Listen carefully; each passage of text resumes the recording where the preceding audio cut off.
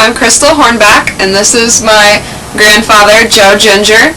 Today is October 12th, 2015, and we are going to talk about his time in the Navy for his shore duty from January 1961 to January 1962.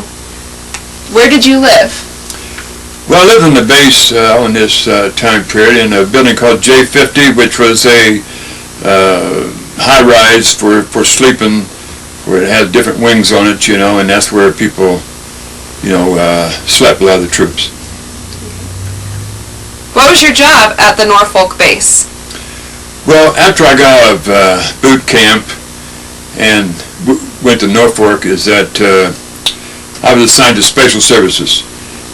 Special Services deals with entertainment type of thing. But anyway, like we had, I was attached to a McCormick Sports Center, which was a complex, large complex. Matter of fact, I'll describe that a little bit. It's kind of like a big circle, then it has different areas coming out of it. A couple of gyms in it, and that's where I was. It was, my job was like a maintenance man, janitor, whatever you want to call it. Basically we kept the place clean and ready for people when they got off the ship, because the McCormick Sports Center was the main sports center for the whole Navy in that area. So it accompanied all these ships and everybody that pulled in was there and so forth for different types of entertainment. Did you also do something at the quarters? Okay. Now, like every place else, is that you have quarters. Now, in ours was it had the waves in there too in our group, but I really didn't have anything to do with the waves. I mean, they had their other jobs, except for in the morning. The first thing in the morning, you have to go for quarters, they call it, which is standing there at attention, and they see if you shaved, inspection, and make sure that you look appropriate and that you were there and you weren't late, because any of those things would get you in big trouble in a hurry. So anyway, that's what we had to do every morning before we left there, and did the other things. One thing that I do remember is that it was something else. But anyway, we was all standing there this here one time, and this fly, like I'm sure everybody's had this experience, but the fly, see, I was standing at attention, I couldn't do nothing, and this chief we had, he very strict, nothing's funny, nothing else. If you moved at attention, you disciplinary action. So you knew that. Well, this fly was bothering my nose, on my forehead, and when the chief looking the other way, I'd go like this, about the best I could do, and it just absolutely wouldn't quit. Which really gets to you, and then too, all the waves is all shifting their eyes down at me, watching me, of course that was embarrassing too, the waves and the guys, everybody was looking at me, shifting their eyes toward me. It was very embarrassing.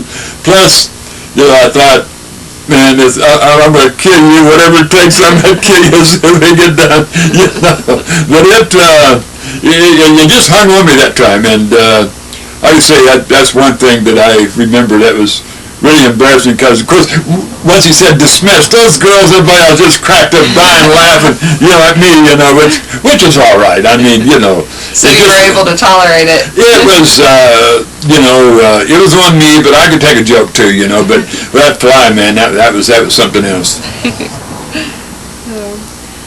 When you were working at the McCormick Center, what was your job there? Well, like I said, we was now there was three of us. Bill Thompson, I forget the guy's first name, but his last name is Lundquist, and then me. And like I say, we had the maintenance, the upkeep of the place. We scrubbed the floors and buffed the floors, and and polish this and that and whatever, Did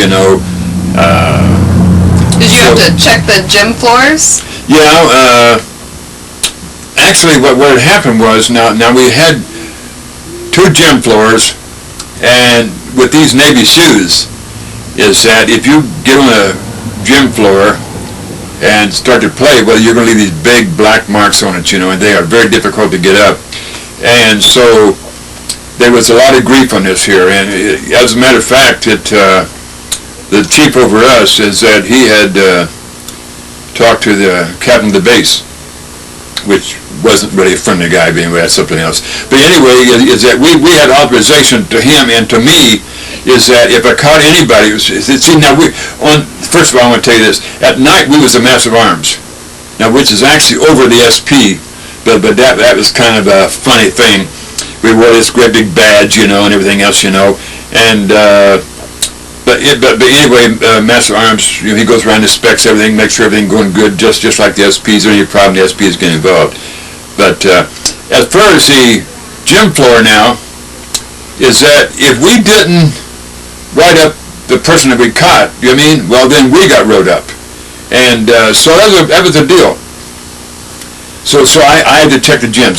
But anyway, it's part of our rounds, and I caught this one guy after his shoes on.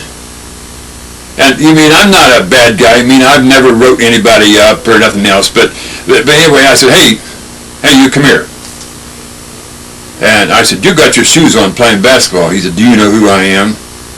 I said, I don't know who you are, but I do know that I got orders from the captain of the base to write up anybody wearing the shoes on this gym floor. I want to see your ID. Well, then all of a sudden, it took all the cockiness right out of him. He was telling me he was an officer on the ship, ensign. Then all of a sudden, he said that so his buddies could hear it, but then all of a sudden he's kind of whispering to me.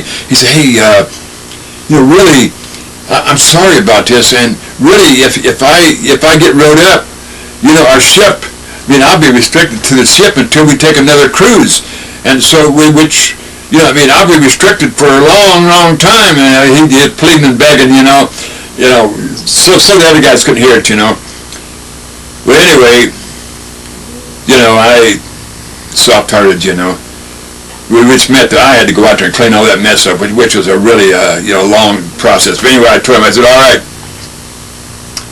I said, okay. I said, just don't wear your shoes under anymore. Okay, thanks, buddy.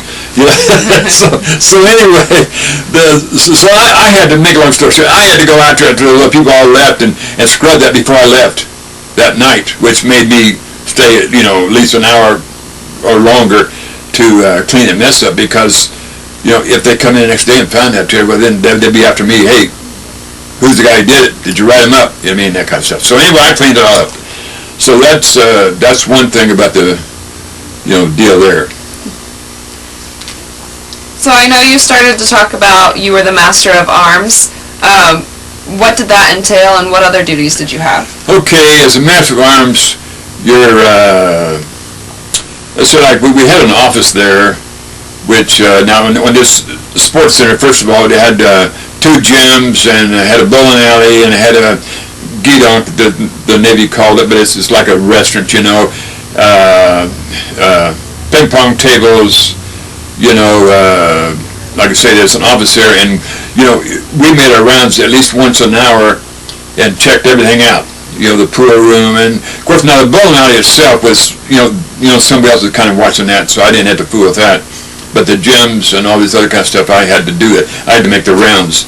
So, but we had this office right here, and we had to check out the pool balls, and if there's any grief, and then we had a PA system in there. If there's any grief that of any kind, well, they would come to us as Master Arms and say, hey, I got a problem here, and this and that, or I do know one time here was I shouldn't tell this story, but I'm going to.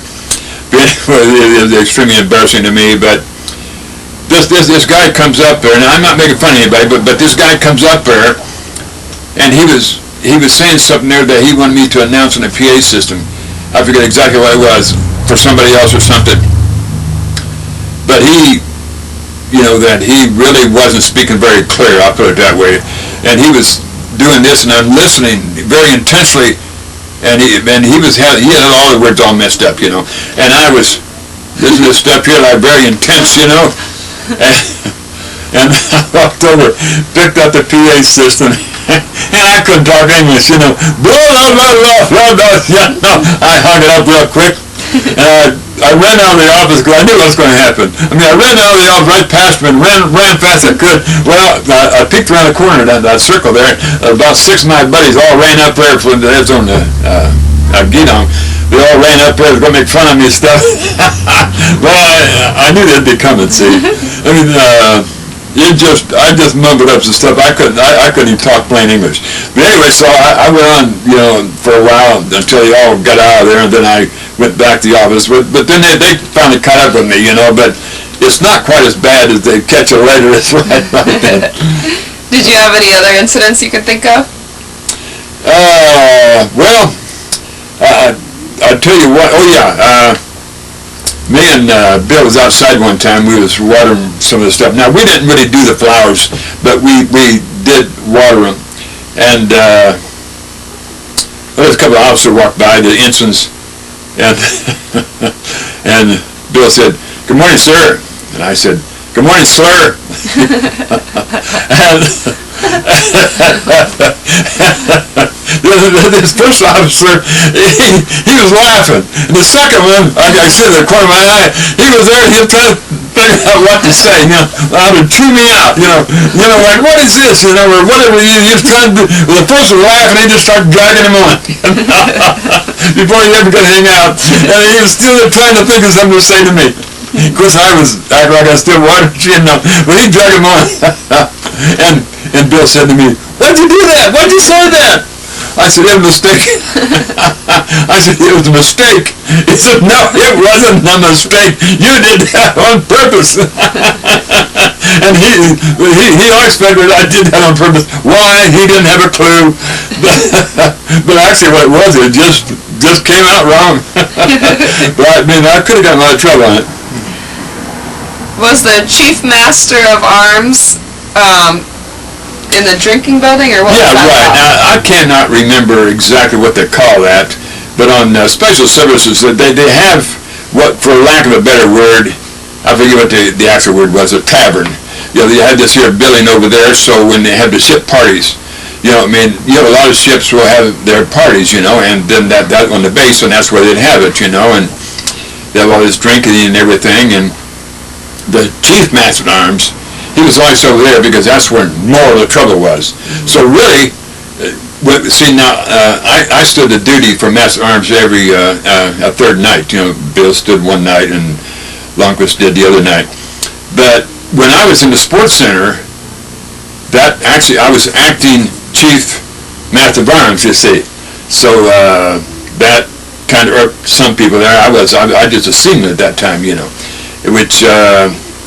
One time I tell you about this, we had one chief SP, or not chief, but he was an officer SP over it, and he come in to sign the papers, and you know, he wanted to know where the chief was at, and I said, you know, I'm acting Chief Master at Arms, and man, he got madder than a hornet, you know, that I, you know, a seaman to sign his papers, you know, I mean, it just bothered him a lot. He was really angry about it. I told him, I said, I can't do anything about it, sir. You know? But somebody had to sign it, so anyway, I mean, I signed it for him. Did you have any other problems as Master of Arms? Well, I'll tell you what, on the pool room was really where you had the problems, because, you know, that if they just broke the tip off, it wasn't no big deal. We put the tip back on it. But, see, when anybody checked out the pool balls or sticks, is that we took their ID. And if they didn't return it, you know, the ball's missing or the stick broke or something, now the tip broke off, we wouldn't say nothing about it, but if the stick was broke, well then that was done on purpose, you see. I mean, it ain't going to break unless you do it on purpose. And so, but anyway, when I made the rounds, you know, that I went to the pool room, and there was 4 tables there. And you'd find somebody taking a stick and, you know, slamming against the table or something. Well, I mean, I had to calm down for it. I mean, I didn't like it. It was my job. You know, the last thing I wanted was any grief, but I mean, you know, you can't let them see you let them get away with it, because you know that doesn't work. So, but one time this here kid slammed it down, and I told him, I said, that's enough. Who do you think you are? I said, the Master of Arms. Well, he knew what the Master of Arms was. He said, oh. Well, then, he didn't challenge me any further because he knew I'd have the SPs in there hollering out. You know what I mean? I would have had to. Now, it isn't that I want to be a bad guy, but there's certain things that you would have to do. And I mean, he set up, he stopped doing that. Well, I was happy with that. What does SP stand for? Shore Patrol. Okay. Yeah, the Navy is Shore Patrol, and the Army is MP, military police, you know. Okay. Was there a time on the roof of the building? Oh, yeah, well, I tell you what. That is, you know, Master Arms, I make the rounds and everything, and, I mean, you know, there was times that I wanted to pull a prank. So anyway, the office is right here, and, well, there's a hallway heading on back to the bowling alley, you know, over here was restrooms, you know. Well, girls' restroom was right here, so there's the office right here. I could see them going in there. So, I didn't do this all the time, but I did do it. So anyway, so I'd run up there and upstairs, and I'd get on the roof, and I'd run up there, and I had this, I don't know, vent pipe, you know, about this big around there, coming up on the roof. Now, I couldn't see nothing. I mean, it's dark, you know, that pipe down there is dark. But I hauled down the pipe, I can see you! Well, they started screaming and carrying on, and I had to hurry. I'm telling you, I had to hurry and run back down, because they'd be looking for me to find out who did it.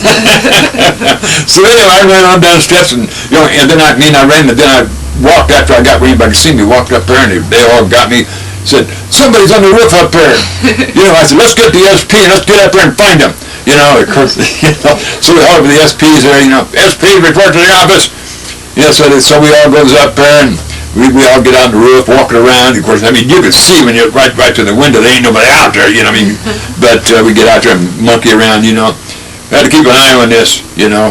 So, I mean, you know, that was kind of fun once in a while. I mean, you know, we kind of selected who the women were that went in.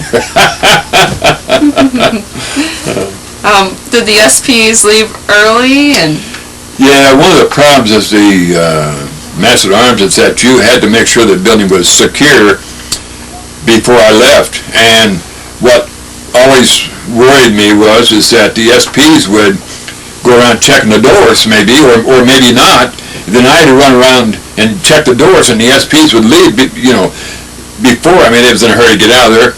Before I had all the doors secured and everything else, well, then what happens is, like it did happen one time, which was more of an incident. I mean, if somebody came in, I'd just say, hey, we're closed, you know, they'd leave. But this one time we had a problem, is that on the main door there, that this guy come in, he was semi-drunk, whatever you want to call it. And at that time we had these phone booths. We had about 6 or 7 up against the wall, and I want to use the phone, you know. Well, you know, I said, well, we're closed here, you're going to have to leave. And I ain't leaving. Well, it was either going to get into conflict. I said, okay, use the phone and do it, get on out of here. And, well, he didn't want to use the phone. You know, he just wanted to act stupid. So anyway, I just kind of nudged him a little bit over closer to the door, you know, kind of talking, hey, man, here, you know, I mean, I got to, you know, the place is closed and all that kind of stuff, and I got close to the door, and I opened that door, I was shoving him right out, because, you know, boy, he really wanted the door, I slammed it, he was out there making gestures and comments and all this kind of stuff. Well, but anyway, after I got there, everything I secured, so I leave, I looked out the door, and I seen a head pop down behind up there a little bit by the bushes. I figured, well, it's him. So I figured, I waited about 5 minutes, give him a chance to get on out of there if he's doing that, but then when I come out, I'm going to be ready, you know what I mean? So anyway, I walked out in the road there instead of up on the sidewalk in case he couldn't jump out at me, and he had decided to leave. Well, I forgot to tell you, I hollered out and told him, I'm calling the SP on you. So that must have worked, because when I did come out, you know, a few minutes later and walk down the road, you know, that was heading up there, and that way I couldn't be surprised, and he didn't show up. So that kind of turned out on that deal there. You were talking about a bowling alley. Did you ever have the opportunity to go bowling? Well, we didn't bowl that much, really, but we did set pins for the officers. You know, at noon, a lot of these generals or admirals, actually it's mostly Navy, is that would come in there, off the ships, the captains and all that stuff, they'd come in there as a group. And now we weren't to talk to them or anything like that, but they had a tip jar right there, and so, they come in, we just went on back. We wasn't, like I say, we wasn't say, hey, how you doing, just go on back, and set the pin. Now, they was 4 lanes. So we went back there and set pins for them, and then they was pretty generous on, putting tips in there and so forth. And this other guy that was actually charged with bowling on it was Troy Davis. And Troy, he was the National Navy bowling champion. And really, I did see when we had the bowling alley here in town, is that, I looked at all the pictures up there, and there's a picture of him, signed by him too up there. So, I always thought it'd be nice if I could see him again and, say hi to him or something. But anyway, he was there, and of course, he was just like anybody else. Even though he's a super bowler, he just talked to him like you would anybody else. We going back there setting pins and so forth. So really, that's kind of on the bit on the bowling alley. Okay. Did you ever lose your temper at the center? Well, I tell you what. Now, only those who has blown up, who's had enough, would understand this. But anyway, we had a closet there which held, I don't know, it's probably 8 or 10 feet wide, and then, I don't know, 15 feet long or something like that, and of course about 10 feet high, 10 or 12 feet high, and they had shelves out from the wall, and had all of our cleaning equipment and just everything that you can imagine that a person would have in a storage room, that would need for all these kind of stuff. A buffer at one end there, we took it out of there and so forth, and brooms and stuff. Well, anyway, one day, I went in there.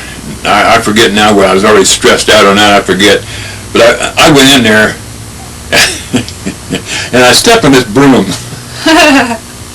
and anyone's ever stepped on a broom and they come back at them, well, they'll know what I'm talking about. But anyway, I stepped on that broom, and that thing come back and hit me right in the forehead. It hit me, and it hit me hard. It was hard, and to tell you the truth, I can take a lot until I'm in a lot of pain. Then something's going to happen. I took that broom, I threw it against the wall, and that sucker come right back in the head. Well, then, very shortly, I had 2 great big knots on my head. But anyway, when he come back and got me, well, I won't say the language. I was talking to this broom, and pretty radically, as if it's a person, was going to kill it and everything else, And I was going to break it. I swear I was going to break that. And I was going like this here, and knocking things off the shelves. And I really got to the point where I didn't care. Yeah. If you've ever been there where you don't care. Well, I was swinging that around, trying to break it, knocking things off the shelf, making all kind of racket, I guess. And I kept beating on the floor, and I couldn't break it. Well, I finally, after a period of time, I backed up and I threw the broom. I was smart enough to back up this time, because I didn't want to come back at me again. Well, anyway, that was all quiet, of course. Stuff all over the floor and everything. Well, 2 big knots on my head. Well, I steps out the door. Bill Thompson was out there. He was afraid to come in. I don't know what he might have been in the building, but obviously he heard it. And really, he says, because I told you I threatened to kill the broom, I'll kill you, so-and-so. And he said, how's he? I said, who? He said, that guy in there. I said, there ain't no guy in there. There I am. Head all beat up, I'm just rocking everything else. And, he looks at me like you're nuts, He said, really? He said, is he dead? Because it's quiet in there. I said, ain't nobody in there. He said, I'm going to look.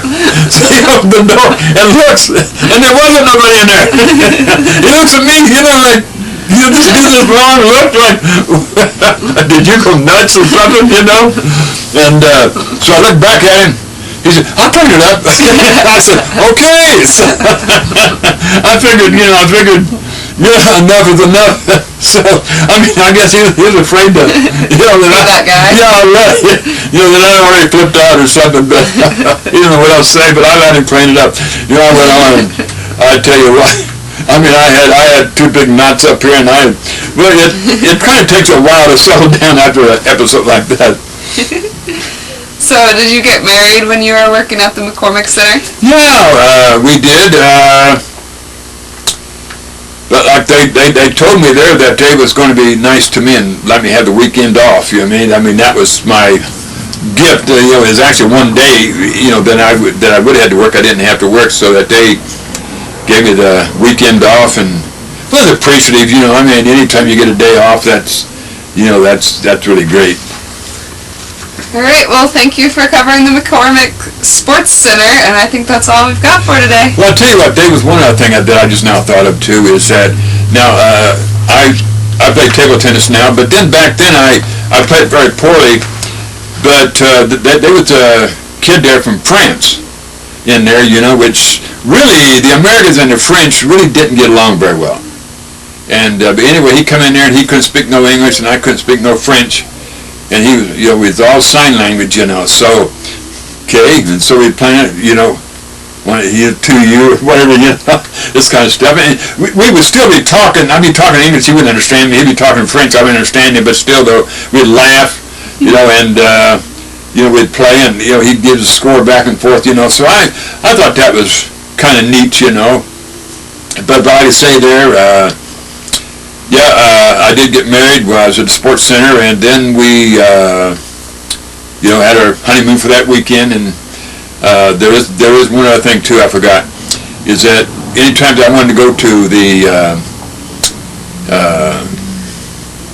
can't think of what it's called right now, but where you go get your belts and your buckles, and it's like a shop. I forget what the actual name is now. But anyway, that once in a while, if we wanted to go do something, we'd say, well, we need to go and get a new belt or a new buckle or new trousers or something, well, this here first class is over, so he would say, okay, wait there, I need a belt buckle, okay, well, that way there he can assure that we went there because we had to bring back a belt buckle. Well, that first time worked.